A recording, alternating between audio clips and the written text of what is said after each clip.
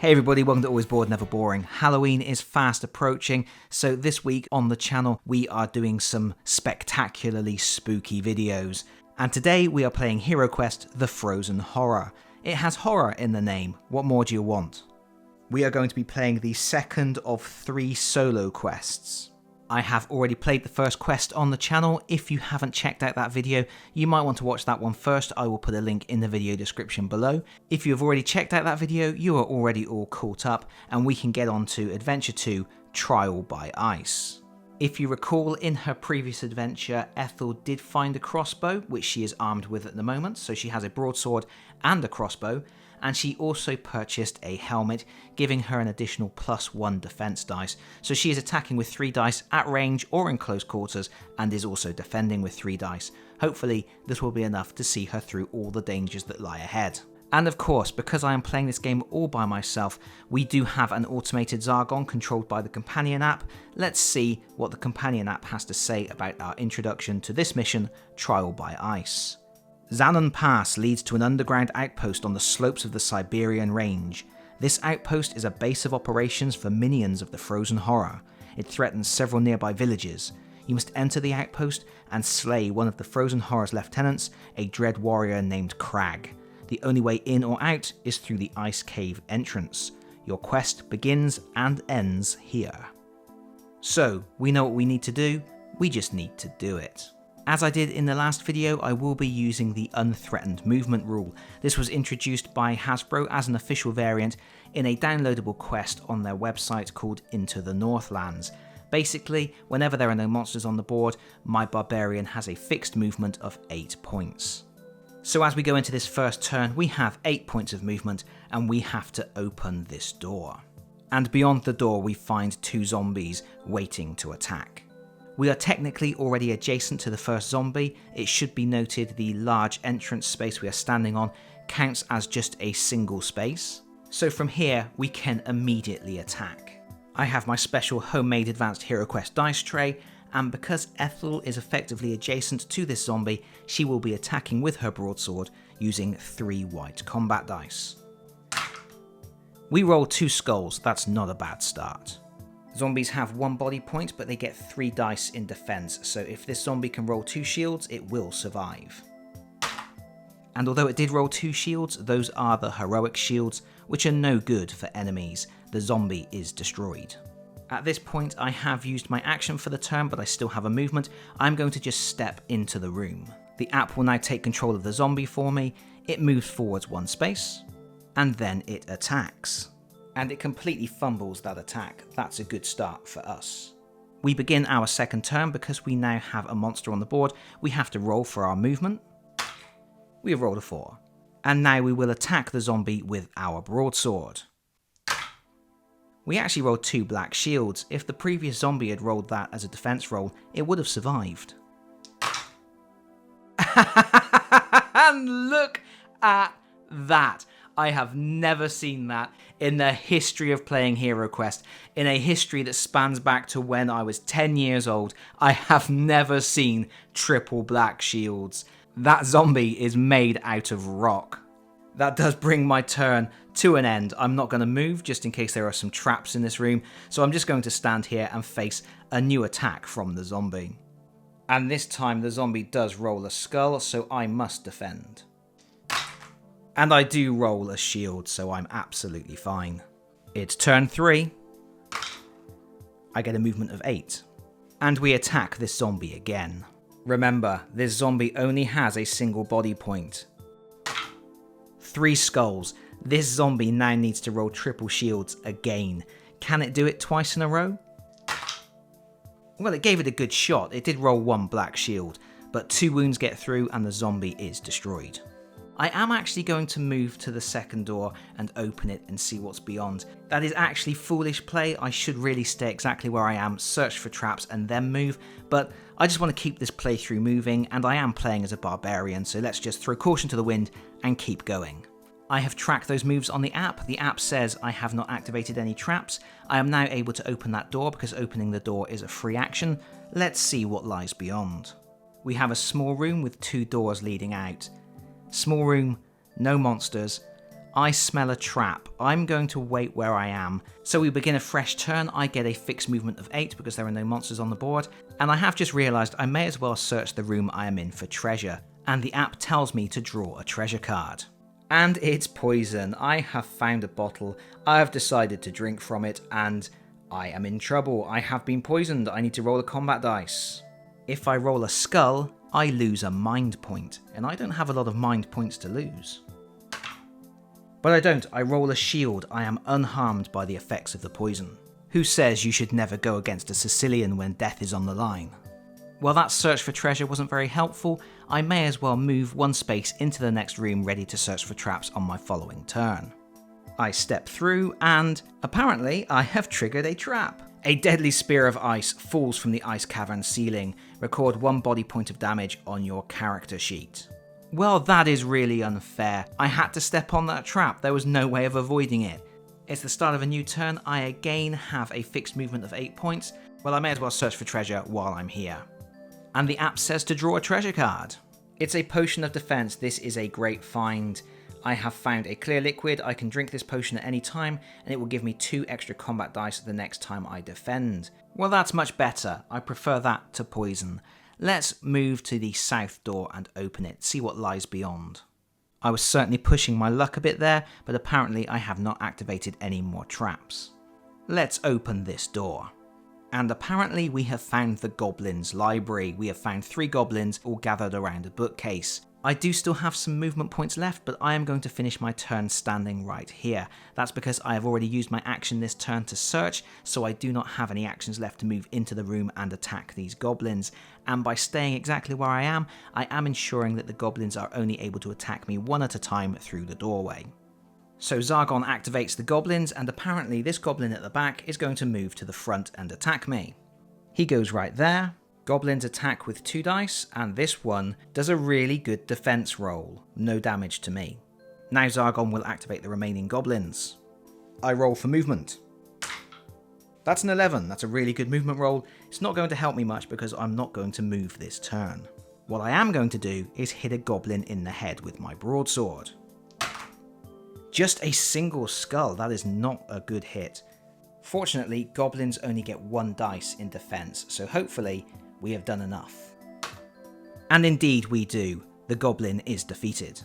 I could move into the room, but as I said before, it's better for me to stay here facing goblin attacks one at a time. I know that these frozen horror quests are much tougher than quests from the core game and the earlier expansions, and therefore I don't want to risk picking up stupid wounds unnecessarily. So Zargon activates and moves another goblin to attack, like so. And again, it's another fumbled attack. My turn. 9 for movement. And 2 skulls to attack. Goblins only get 1 defense dice, so by inflicting 2 wounds, I have guaranteed a kill. And I guess I may as well move into the room now there is only 1 goblin left. But I'm not going to push my luck too much. I'm going to just move to there, and then once this final goblin is dead, I will search for traps before I start moving around freely. Zargon activates and this goblin attacks, and this time we will need to roll for defense. And we do roll a shield, we are absolutely fine. It's my turn again. 7. Let's see if we can eradicate this final goblin. 2 skulls, that's going to be enough. This is more like it. This is what Ethel is used to, ploughing through monsters with ease. For those of you who are keeping score, we have killed 2 zombies and 3 goblins. We have taken a single point of damage from an ice spear falling from the ceiling. So we're going to take a few turns in quick succession here. First we will search the room for treasure, and there are no special items in the bookcase, we just draw a standard treasure card. And now we are talking. We have found a potion of healing. We can drink this at any time. We roll a red dice and recover that many body points. That is amazing. That is a really important find for these solo quests. Again, I'm not going to move, so we move on to the next turn, and now we do our search for traps and secret doors. If you remember, I discussed this in my previous playthrough. In the European version of the rules, searching for traps and searching for secret doors is combined into a single action. I really like that rule because it speeds up the gameplay, so that's how I always play. The app says there are no traps. But we have found a secret door. Now, isn't that intriguing?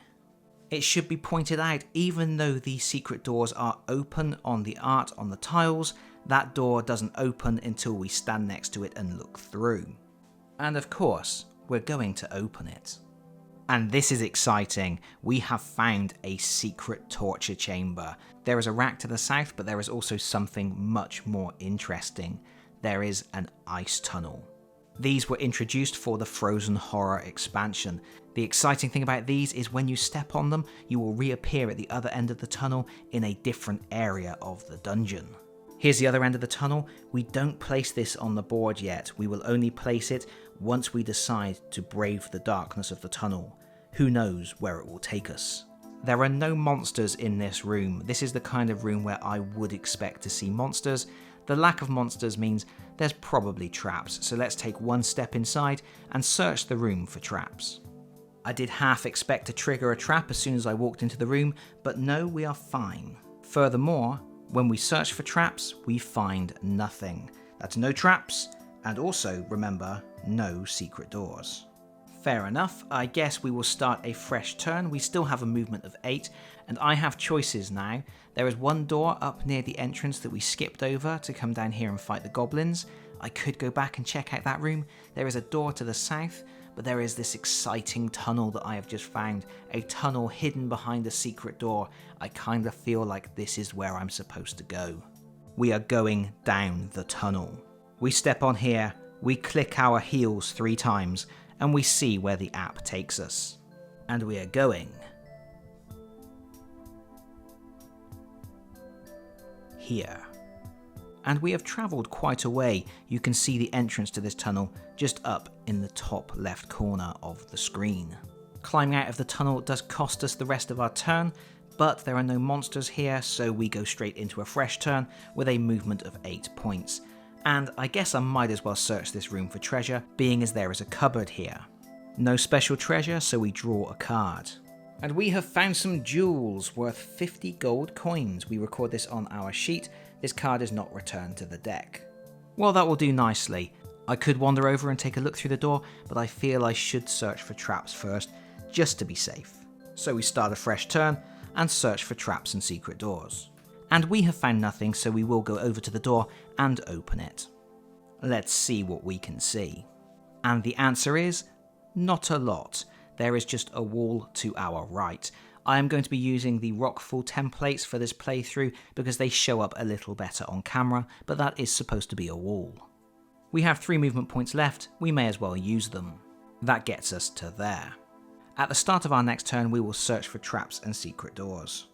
And we find nothing.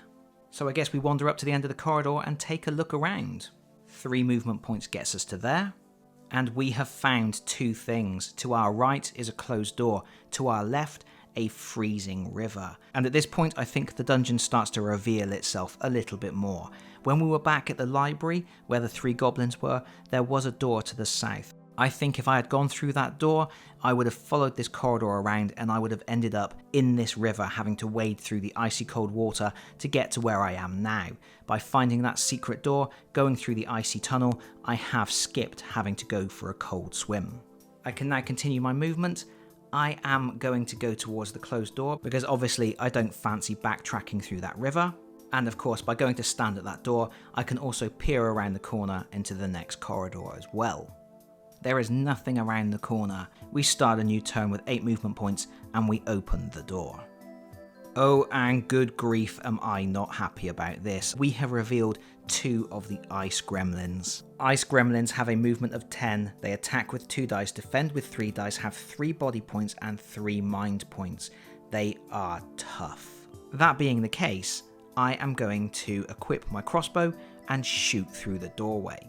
Once again, using the doorway to my advantage by ensuring only 1 enemy at a time can attack. We roll 3 combat dice. And we get 2 skulls. That's not too bad. Not enough to kill a gremlin though. And the gremlin rolls 3 heroic shields. Would have been a great defense for the Barbarian, a very poor defense for the gremlin. We reduce its body points by 2. It has 1 point remaining.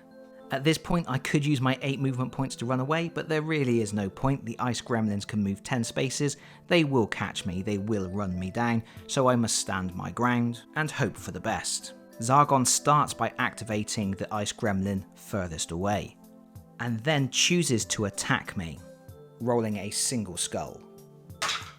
And I get my 1 shield, so I'm absolutely fine. That helmet that I picked up after my first quest has come in very handy indeed. Apparently the second ice gremlin is going to stay exactly where it is. There are monsters on the board, so I roll my 2 movement dice. And I roll an 8. That isn't going to be enough to escape from these gremlins. Again, I must stand my ground. I am now in base contact with the gremlin that hasn't taken any damage. The gremlin at the back has 1 wound remaining, but I have to face the one that has 3 wounds remaining. And of course, because we are now adjacent, I cannot attack with my crossbow, so I switch to my broadsword. And I roll 2 skulls. And again, no black shields for the gremlins. I have severely wounded both of the gremlins, but they are both still here, and they are both still a threat. Zargon activates and decides to attack with the gremlin, rolling 1 skull, which I defend. But now the app has done something stupid. The app has decided not to move that gremlin and to skip the activation with the second gremlin. That makes life easier for the Barbarian, but I am not prepared to let that kind of stupidity ride. The gremlin, after attacking, would have stepped to one side and allowed the other gremlin to advance and attack as well, so that is what we will do. That gremlin will move back there, the other gremlin will step forward and attack with 2 blue dice. Of course, because I am overriding the app, I will have to roll for the gremlin's attack. Seriously, with AI like this, we don't have to worry about Skynet anytime soon. As it turns out, the Barbarian didn't take any damage anyway, but at least we played fairly. At least we gave Zargon his shot.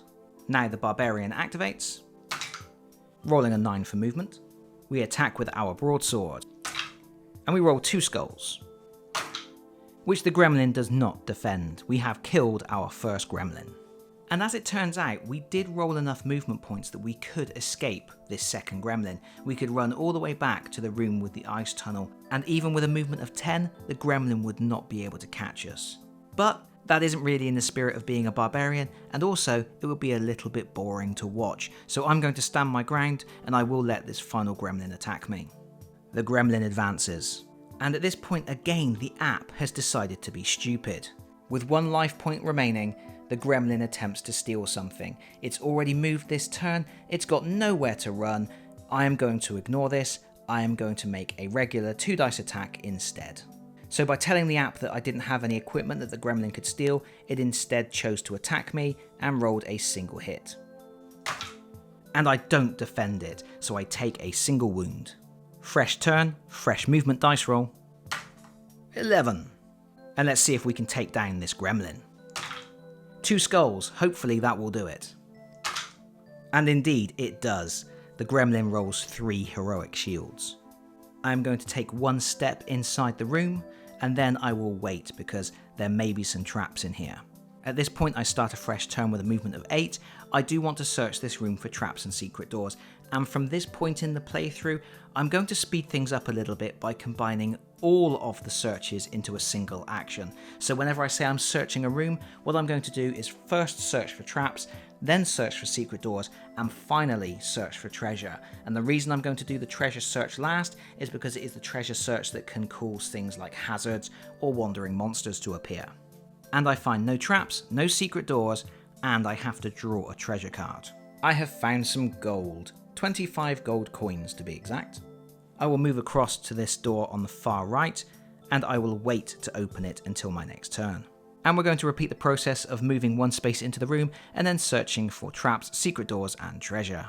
There are no traps, there are no secret doors, and I have to draw a treasure card. More gold, but really not a lot, only 15 gold pieces. Going by the extortionate prices of stuff in every fantasy game ever, that probably wouldn't even get me a meal in the tavern. It's a fresh turn, and it's time to move and open a door. I wonder what we will find. We have found the most blatant trap room I have ever seen. Let's take a closer look at this. So we have 1 large room, 1 door out, 1 unguarded treasure chest. It's time for our now patented 1-step triple search shuffle. First we search for traps, and apparently we have found something suspicious. Haha, apparently we have found many things that are suspicious. Check that out. That's kind of weird. I don't know why they have surrounded the treasure chest with traps like that. You do not have to go and stand next to a treasure chest in order to search a room for treasure. It feels like an arrangement of traps like that would only be a problem if you had to go and stand next to a treasure chest in order to open it. Never mind, we will continue our search for secret doors. And we find none. And finally, we search the room for treasure. And lo and behold, from our space over by the door, we magically pop open the treasure chest and find 120 gold coins. I kind of feel like whoever designed this room forgot how the rules for HeroQuest work. But never mind, we will start a fresh turn with 8 movement points, we will skirt around the edge of the room to the door, and we will open it to see what lies beyond. Another empty room. Another opportunity for the one-step triple search shuffle. I move to here, and then I do my 3 searches. And we have found some more traps. You can see them right there on the app. I don't know what they are, I just know they're suspicious, and I know I can easily avoid them. Let's continue with our search for secret doors. No secret doors, and no treasure either, so we have to draw a treasure card. We've had a run of good luck with the treasure cards, but that luck has ended. We have found a hazard. Suddenly, the stone beneath your feet gives way. You fall into a shallow hole, losing 1 body point and ending your turn. You may climb out and move normally on your next turn. Return this card to the bottom of the deck. As falling down that pit ended our previous turn, we start a fresh turn with 8 movement points. We will go and check out this door without stepping on those traps. We go to here, and we see what lies beyond. We have found a cozy little nook with a fireplace and 2 skeletons that have obviously come in here to warm their old bones. They have positioned themselves rather cleverly in such a way that you would normally have to move into the room to attack them and therefore would face 2 potential attacks in return. But I have a crossbow. I can shoot at them from the doorway, and so I shall. Only a single skull. Skellies only get 1 body point, but they do get 2 defense dice. But those 2 dice did not help that skeleton. It has died regardless. I've got to say, I do feel kind of bad when I burst into rooms like this and just start killing the monsters. They weren't hurting anybody, they were just chilling by the fire. Still, that ends my turn. Old Funny Bones here moves to avenge his friend. He was only 2 days from retirement. The skeleton hits me once. And I defend. It's a new turn, I switch to my broadsword, and I wallop this skeleton over the head. That's a triple hit. I would say I brained the skeleton, but I'm not sure they have brains. Skeletons only get 2 defense dice, so this one cannot possibly hope to defend, and it is destroyed.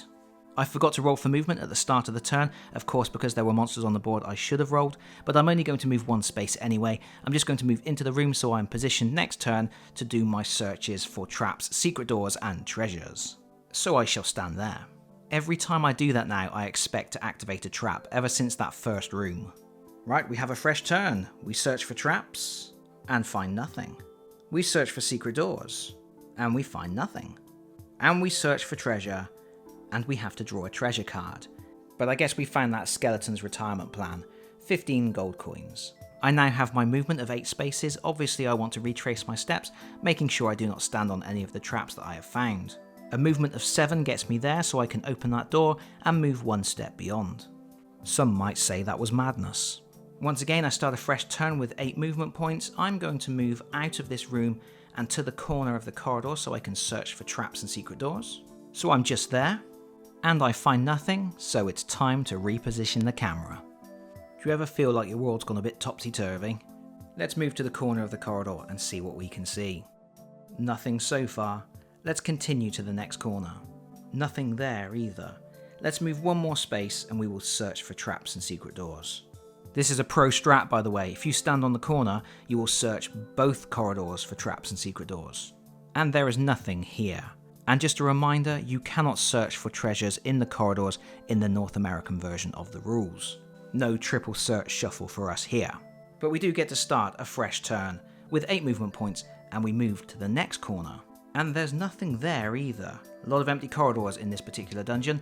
Let's move down to the corner and search. No traps or secret doors here either, so let's just keep moving. We can get all the way to the next corner. And now, at last, we do find something. There is a wall to our left, and if I reposition the camera slightly and move my dice tray, there is a door to our right. Let's move one more space into the corridor and search again. No traps or secret doors here either, so we can safely move down to this door. That costs us 7 movement points, we have 1 movement point left and we still have an action, so let's open the door. Uh-oh, we've found a mummy. Let's shoot him with our crossbow. 2 skulls, not bad.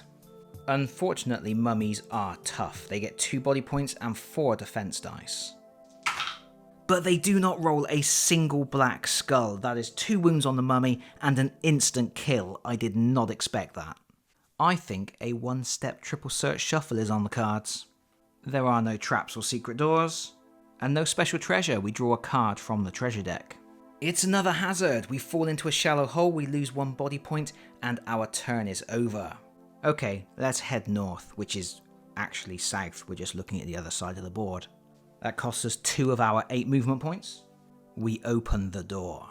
We have found a weapon rack. That's always good. Finding weapon racks means finding weapons. Unfortunately, we also found a polar war bear, and I want to go home now. The thing about polar war bears is they get to attack twice per turn, and you can only defend against one of those attacks. There is serious potential for getting absolutely murderlated here. So really, it would be a good strategy here for me to keep my distance, shoot the polar bear each turn with my crossbow, and then retreat as far as possible, and then rely on the stupidity of the AI to just make the polar bear chase me blindly. This sort of strategy would not work against a Zargon player, because if my Barbarian was to retreat at this point, that polar war bear would just stay where it was. Zargon would say, "No, I'll just wait here, you'll have to come back eventually." But I am betting that the AI isn't that smart. I reckon the AI would just chase me blindly all around the dungeon. So at this point, do I let the AI play stupid? Do I cheese the AI and continually run away shooting with my crossbow? Or do I bravely stand my ground, face a mauling from the polar bear, and hope that my bravery pays off? Well, I know which one would be more interesting for you to see. I will stand my ground in the doorway and I will shoot with my crossbow. 3 skulls, that's a good start. Polar bears have 6 body points, which is huge, and 3 defense dice, but hopefully we can make a dent on that. And the polar war bear defends none of those hits. That's 3 hits, that's a really good strike. It takes the polar bear down to half health. I'm happy with that, but my turn is now over. I could drink my potion of defense. It would give me an extra 2 dice in defense against this attack. However, I know I still have to face the Dread Warrior Crag, the main guy that I am here to fight, and I have a sneaking suspicion he's going to be tougher than this polar war bear and will hit harder, so I'm going to hold on to that potion for now. The polar war bear attacks, and the app rolls both attacks at the same time, which is a little bit weird. The way I understood it, the polar war bear rolled its attacks one at a time. Doing it this way, where you get to see the results of both attacks first, does make it a little bit easier. Obviously, I will decide to defend against the first attack. I rolled 2 shields, so the first attack inflicts a single wound. The second attack, which I cannot defend against, inflicts an additional 2 wounds. I am left on 1 body point. That was brutal. It is now my turn. I will roll for movement. And I roll a 12. At least I can escape if I don't kill the polar war bear this turn. And now, of course, I will attack with my broadsword. 2 skulls. That isn't going to be enough to kill him. The polar war bear defends. And he blocks one of the incoming damage. So I inflict a single wound. He has 2 wounds remaining. And now I am going to run away. I need to run away enough spaces that the polar bear can't attack me this turn. The app activates the polar bear, and as I predicted, it does blindly chase me into the corridor. Now see, a good Zargon player would just wait there. The Barbarian's got to come back eventually if she wants to finish her quest. But let's follow the app for now. Polar bear says rah. And from here, I shoot with my crossbow. That's another 2 skulls. As long as the polar bear doesn't roll any shields, the polar bear will die. And the polar bear rolls a very frightening attack, but a very weak defense, and the polar bear is destroyed. And I just realized I rolled 4 dice for the polar bear's defense in the previous turn. Luckily, that didn't come back to bite me in the bum, as much as the polar bear wanted to. We have defeated our very first polar warbear. It was frightening. We might as well start a fresh turn with a movement of 8. That puts us back in the room where the polar bear was, and we can do our 1-step triple search shuffle. No traps, no secret doors, most annoyingly of all, no special treasure either. That weapon rack is empty. Instead, I have to draw a card from the treasure deck. We have found a gem worth 35 gold coins. Treasure is fine as long as you get to survive long enough to use it. We will start a fresh turn, we will move to the next door and open it. And we have found a couple of orcs reading from a special book. It's reading time. I've disturbed a class. I could just back out quietly and shut the door behind me. I think I'll just shoot one of these orcs with a crossbow instead. Let's go for the one directly ahead. 2 skulls. Orcs only have defense 2 and 1 body point, so we should get a kill here. The orc did roll 1 defense, but it was not enough. Alas, it is Zargon's turn, and this remaining orc is going to pummel me. And it is a big attack, that's 2 hits. I've only got 1 body point left. And I defend neither of those hits. My Barbarian goes down. But here's the thing, in the North American version of the rules, if you are reduced to 0 body points, if you have a potion in your possession that can restore body points, you are allowed to drink it. I have 3 potions that restore body points. I have 2 potions of warmth and a potion of healing. The potion of healing is the most powerful, it restores D6 body points. I think I'm just going to use a potion of warmth for now. That will restore me to 1 body point. Weebles wobble, but they don't fall down. I am back in the fray, and it's my turn. Ethel is annoyed. 2 skulls. And again, the orc defends 1, but the second hit gets through. That orc is dead. I still have movement. I forgot to roll for my movement, but it doesn't matter. I'm just going to move 1 space into the room, and then I will start a fresh turn doing my triple search. First, we search for traps, and we find nothing. And then secret doors. And we have found a secret door. It's just there. And finally, we search for treasure. And there is some secret treasure in this room. We do not draw a card. We have actually found a potion of warmth. Exactly the same thing we just drank. Well, there we go. Let's start a fresh turn with a movement of 8. We will go and open the secret door. And inside the room, 1 door, 1 yeti, and because yetis aren't scary enough already, we've found Crag.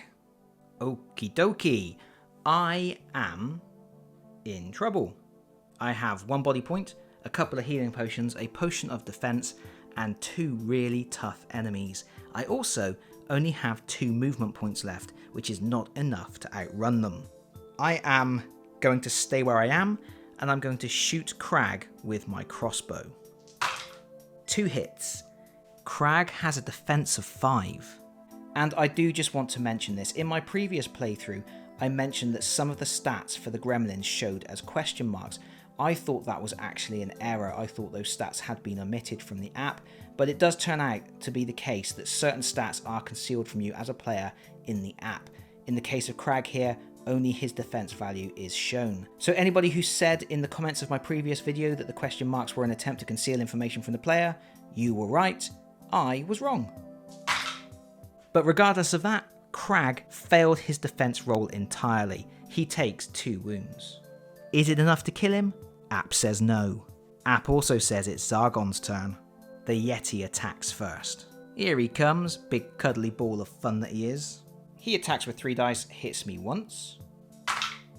And I roll the 1 shield I need. I have survived the attack. Meanwhile, Crag moves up behind the Yeti to create a conga line of death. It's my turn. My 1 shot to take down Crag before the Yeti got in the way was a failure, so now I have to fight my way through this big ball of fur. I really wish I had some potions that boost my attack, but I don't. 3 dice with the broadsword. And I roll 3 skulls. That's a really good hit. It's not going to kill a Yeti though. But the Yeti rolls no shields at all, so the Yeti takes the full brunt of that attack. That's 3 points of damage. Oh, I have a movement and I forgot to roll my movement dice. I will do that now. 8. I'm going to back away, forcing them to come to me. We'll just go to there. The Yeti gives chase and hits me twice. 3 dice to defend. And I only roll 1 shield, so I have lost my final wound. I guess I better drink another potion of warmth, restoring me to 1 body point. It's fine. Everything's fine. Here comes Crag. It's my turn. I roll for movement. 9. I attack with my broadsword. 2 skulls. That would be enough to kill it if the Yeti fails its defense roll. And it does fail its defense roll. The Yeti is dead. Now I just have to deal with Crag. I have movement. I have 9 movement points. How fast do we reckon Crag can move? A normal Dread Warrior can move 7 spaces. Do we think he can move further than that? Let's just go as far as we can go. We're going from here to here. Let's see what Zargon does. Well, Crag moves to there, which again highlights the stupidity of the app's AI, because he has ended up in line of sight of my crossbow, so I can shoot him with my crossbow and then run away again. Let's roll for movement. That's 10. It's time to mess up Crag so badly, even Boromir will feel sorry for him. 2 skulls. 5 defense. He has blocked 1 of those incoming shots. Have we killed him? App says no. Now at this point I really could cheese him again. I could run so far down the corridor he wouldn't be able to catch me, the AI is going to send him after me, and that's just a bit rubbish. So here's what I'm going to do. I'm going to stay in the corridor within range, and we're just going to duke it out. We're going to go toe to toe with Crag the way a good barbarian should handle this situation. I'm just going to move there so that we have plenty of space for the carnage. Here comes Crag. I wonder how many dice he hits with. He rolls loads of dice, but his attack is rubbish. I'm sure we can defend that.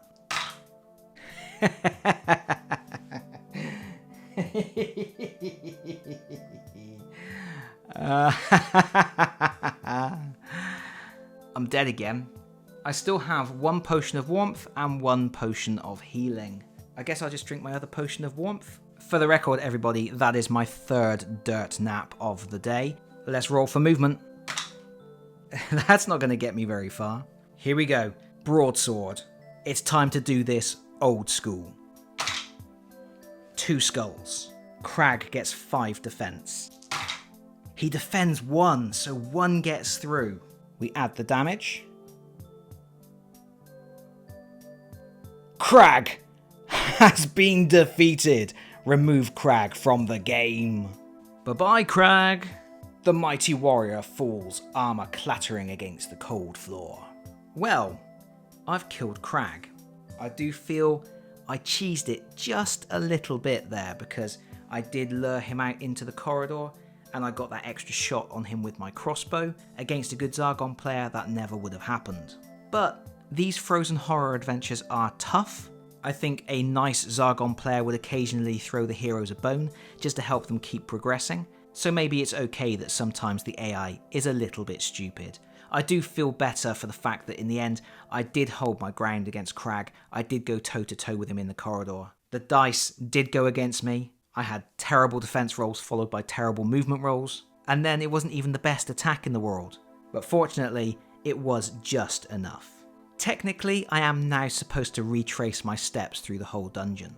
And I could potentially check out a few other rooms on the way. There is one room that you can see in the shot here that I haven't explored. There was also a room right back at the start of the dungeon that I didn't explore either. However, I only have a single body point remaining and I only have 1 healing potion left. I have completed my mission and I have amassed 260 gold coins. Do I really want to throw all that away searching the last few rooms in this dungeon? I don't think I do. I think I want to limp back through this dungeon, retracing my steps and not opening any more doors that might reveal polar warbears or yetis. This is a win and I'm not going to throw it away at the last moment. So I shall leave with my head held high, but some of my limbs barely hanging on. I make it out with 1 potion of defense, 1 potion of healing and 260 gold pieces.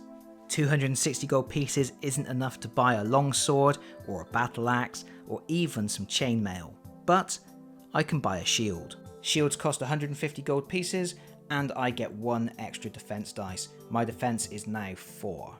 And that leaves me with 110 gold pieces for another day. And that is that, the end of Trial by Ice, the second solo mission from the Frozen Horror expansion. I have to admit, while I'm having fun playing this game, I am mindful of the fact that some of it isn't particularly interesting for a playthrough. That is why I have overridden the AI in the app a few times. That is why I've combined searching together just to speed things up. Hopefully you haven't minded that I've done that. I really am just trying to find the best way to make these as interesting as possible. But that is it from me for now. Thank you so much for watching. If you've enjoyed this video, please consider pressing the like button. If you really enjoyed the video, please consider subscribing if you don't already do so. And hopefully, I will see you all again very soon. Bye bye everyone.